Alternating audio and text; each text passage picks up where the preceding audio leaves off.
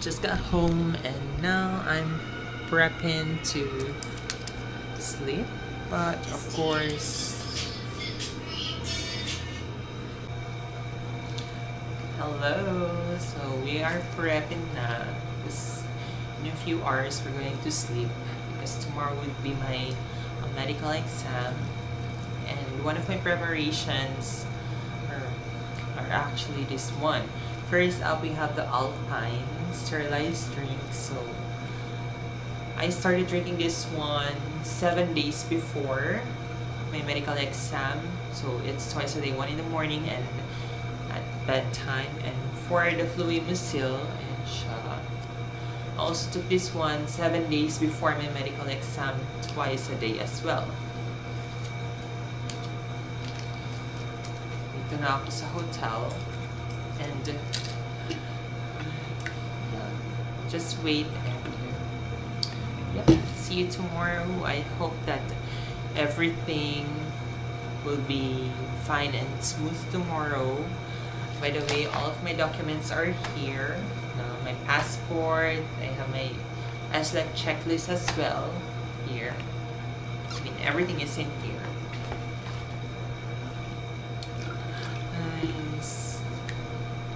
Kinakabahan talaga ako. But we'll see. I hope and pray that we'll be able to pass or get cleared with my medical exam. So for the documents that you actually need for your SLEC medical examination, I have here the list of things that you need to bring to the clinic. Of course, you need to have your brown envelope because since it's raining, I bought a plastic envelope as well. And of course, you need to have your Philippine passport.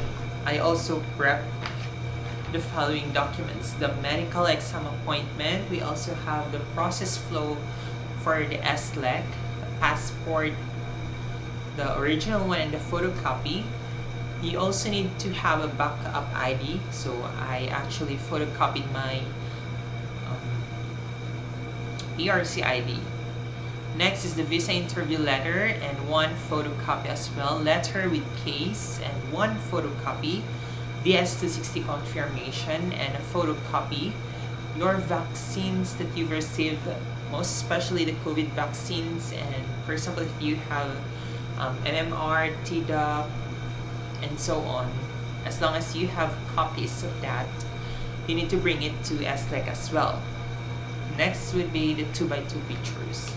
I'm not pretty sure about this, but I bring 2 copies of the 2x2 picture. Yeah, so here it's ready for tomorrow.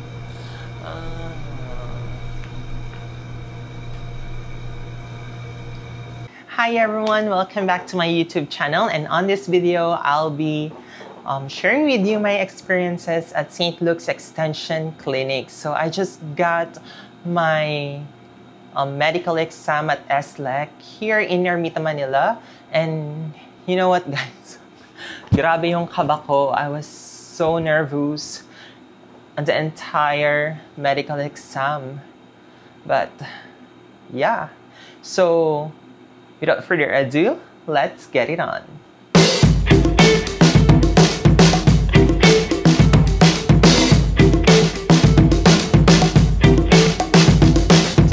So I just had my SLEC medical at SLEC, and you know what? There are so many things na as in papasok sa'yo before the medical exam. Pero you know what? You need to actually surrender everything to God. Grabe, I surrendered everything. I prayed. I did a novena to St. Jude. Thank you so much. Thank you. And tomorrow, I'll be receiving my immunization. Okay, so for the SLEC medicals, once you have scheduled your SLEC Medical, this would be the medical examination process flow for US visa applicants. Kasi dito sa SLEC, may mga kasabay kayong from other countries like New Zealand, Canada, Australia, and many more. Yun lang yung naaalala ko. Basta. So what I did is, I went to the guard first and presented my appointment. So once you show your appointment, they will be telling you what to do next. So pumila ako, I fall in line with the checking off requirements, parang ganon, and your appointment, if it's really in there. And then once you're done, they will put on, ayan, tatatakan nila yung back of your hands with like maybe admitted, parang ganon. And then after that, once you are confirmed that there is an appointment at SLEC, they will tell you to go to the photo room. So the digital photo room, so tatanggalin mo lahat, your accessories, as in everything. Okay? Like, maiiwan lang yung ito mo, damit mo. And it's, as in, pumasok, by the way, my scheduled appointment is scheduled at 8 a.m. but I went there around 7:30 at nakapasok na ako. So I went to the photo room. It only takes like 1 minute and you're done. Next is you go to the data encoding and fingerprint scanning. So another counter na naman yon.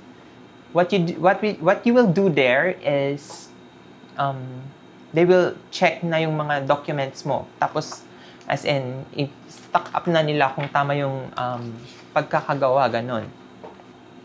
After that, once you're done, mag-fingerprint kayo, 3 times, tapos may mga ipapasign din na forms, like yung consent that you will have your medical at SLEC, parang ganon. One on the counter will tell you where to go. So, yung sinabi actually ng counter is I need to go to the 4th floor for my laboratory examination. But for me, since kabang-kaba ako, I went to the 3rd floor, which is the X-ray. So I had my X-ray first. With the X-ray, guys, you need to remove your top clothing. And for females naman, you will wear yung patient's gown. And then they will ask you to breathe in, then exhale, inhale, exhale, parang ganon. So I did mine like twice. Yung kamay mo is nasa likod mo because you will be holding yung pag-protect sa organs mo dito sa baba. So, yeah, once you're done with the X-ray, you will go to the 4th floor, which is the laboratory. So, dun sa laboratory naman is kukuhanan kanila ng blood samples. Again, you need to present your form. For example, yung parang ganito, you will present this to the front desk again, dun sa floor na pupuntahan mo, and then they will call your number. Again, you have your number. For me, I have this one. Ito siya. Yan. Yan yung itsura niya. So, wag niyong walain yan because they will be calling that number every time na pupunta kayo sa mga destinations nyo dun sa medical exam process. So, for the laboratories, they will get your bloods. And for the blood is RPR, hepatitis, IGRA, ano pa ba? I think yun lang. Basta hindi ako nag-urinalysis, parang ganun, walang ganun. Then after my laboratory, I went to the, I think 5th floor. Yes, I went to the 5th floor for the physical examination and vital signs. So first pumunta ako, binigay ko ulit yung slip ko. Again, for example, this one, yung slip, kasi may ididikit sila dito. And then they will call your number again. So I had my height and weight, and then after that, I took my vital signs. So, BP, ganun lang. Then they will ask you if you have a maintenance medications, but if not, that's fine. And with my experience, twice actually akong na kuhanan ng BP because the first one is high. Kasi as in, sobrang kinakabahan ako. Even my heart rate is high. Then, I went to the visual acuity first. So, after taking a BP, may nilagay silang, inattach sila dun sa form ko. That's the initial reading of my BP. Then, she instructed me to go to the eye test. So, with the eye test, you will do your visual acuity test. You will cover your right eye, tapos left eye, ganun. Tapos may papabasa sila, paliit na paliit yung mga letters. Once you're done doon, bumalik na ulit ako dun sa VS monitoring. And still, my God, mataas pa rin yung nakuha nilang BP ko. As in, that's why the nurse actually recheck using a pulse oximeter and talang mataas. Sinabi na ni nurse na you need to present this one, yung slip, dun sa counter na. So, I went to the counter, the triage center or the area, and then I give my slip. Tapos, i-queue ka na nila for the physical examination. So, yung physical examination, guys, is just quick one, as in. So, nung natawag na ako, pumasok na ako, the physician was actually asking a lot of questions about history of diseases and illnesses, surgeries, and all. If you're taking drugs, shabu, marijuana, everything. So, and then he stopped, then told me to remove all of my clothings except for the underwear. So, while I was taking off my, yung mga damit ko na, he keeps on asking questions still. My God, ang dami. So, nagtatanggal ako ng shoes. I was removing my shoes, my pants, my shirt, and you need to answer because, for example, nagtitake ka ba ng marijuana? Parang ganon. Then, habang nagtatanggal ka, you need to answer, say no. Yung mga questions, the doctor asked me to stand in front of him habang may stethoscope siya, tapos nandun, as in, you're on both sides. Tapos, tingin sa taas and then lunok. So, lumunok ako. Then after that, yung kamay, ganyan. Tapos ganito. Then, isa pa pala na pinagawa niya is, after ng ganito, is taas mo yung kamay mo sa ganito. Tingin sa side, ganyan. Tapos, he auscultated my lung sounds or maybe my heart rate. Parang ganun. Pero as in, kumakabog talaga yung dibdib ko. And then, tingin ka sa likod. So, then he, again, auscultated my breath sounds. Sinabi na niya, okay, magbihis ka na. Then after that, ibigay mo na to with your passport. You actually have your passport here. Tapos yung mga forms pa. Bigay mo na sa triage center. And they will instruct you what to do. Binigay ko na yung slip. Tapos, in-instruct na, so wala ka na pong gagawin. Ito na po, just pumunta kayo dito tomorrow, 7:30 a.m. Tapos pakita mo na lang to sa guard. Gumanon siya. So, oh my God. Kinakabahan na ako. So, sabi dito is, you are required to come back to SLEC at 7:30 a.m. Please bring your passport. Present the SLEC invoice to the lobby guard upon arrival. And always have a copy of your vaccine records, medical certificates, or any medical documents with you. So, after nun, bumaba na ako. As in, gulong-gulo ako, girl. If I'd be having my sputum or my immunization. So, when I went to the guard, I asked him, Kuya, babalik ba ako tomorrow? Ayan. Tingnan ko nga, sir, gawin siya. So, he checked my paper and then nakalagay na yung date at 7:30. Sige, balik ka at 7:30. And then, ano bang gagawin, kuya? Gumanon ako dun sa guard. Then he told me, for immune na yan, sir. Grabe. Yung my heart is so happy. I'm so happy that time. Grabe, I'm medically cleared. It's a big relief for me. So, ayun. So, tomorrow, I'll be going to... I'm going back to SLEC for my immunization na and the results of IGRA. Hope, as in cleared talaga. Girl, ayoko masputum.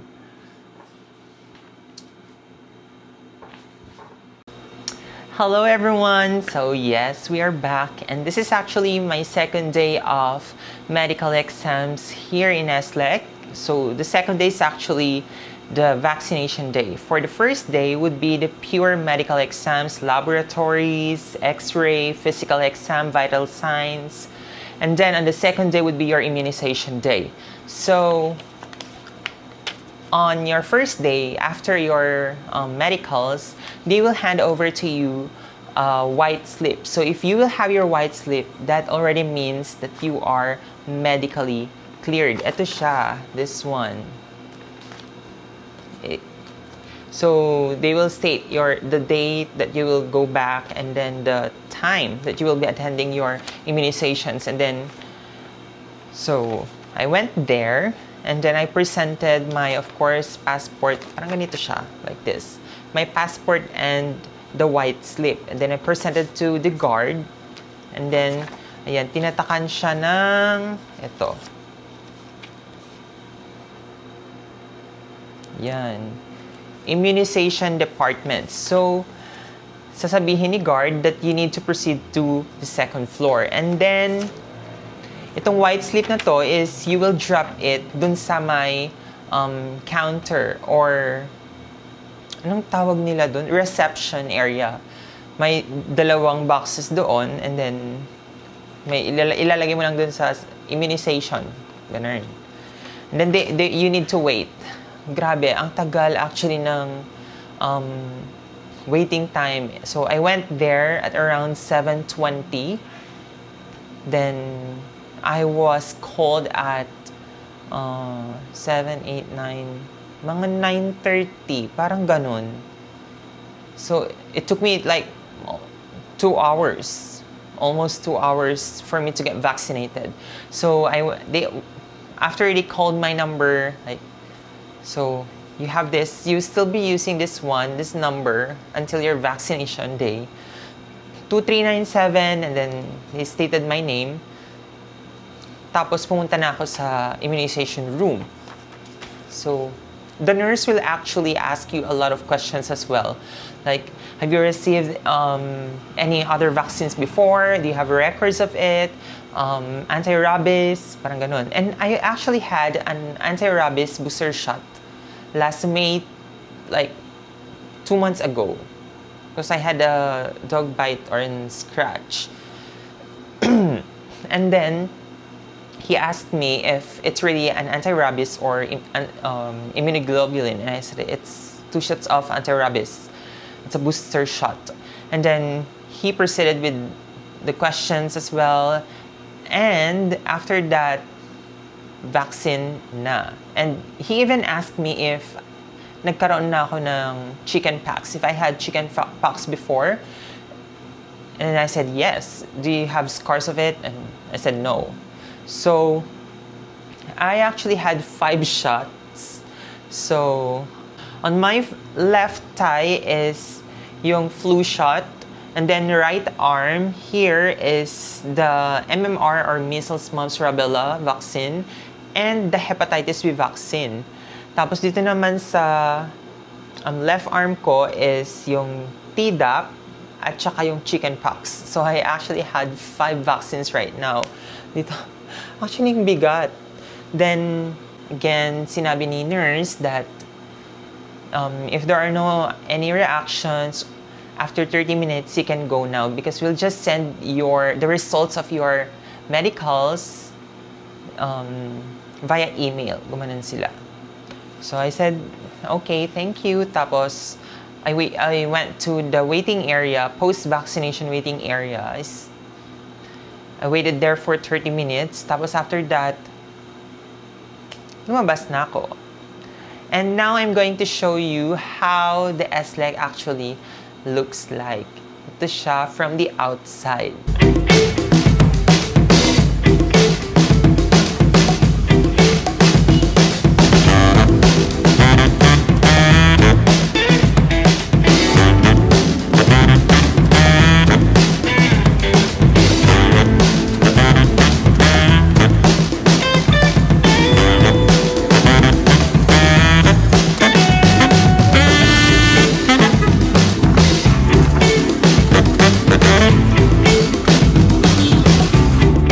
Okay, there you have it, guys. I hope I was able to share my SLEC experiences.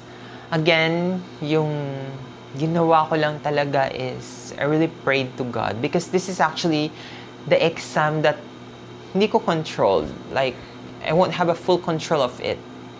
So, sinabi ko, bahala ka na, Lord. If this is really meant for me, then I'll be very thankful to you. And basta I surrendered everything. I prayed to Saint Jude and Saint Pio, Padre Pio. Yun. Thank you, God. I'm finally cleared. Next would be, of course, my USM interview and my VAC appointment, which is the biometrics and fingerprinting. Yan. So there you have it, guys. If you haven't subscribed to my YouTube channel, it's about time to subscribe now and click the notification button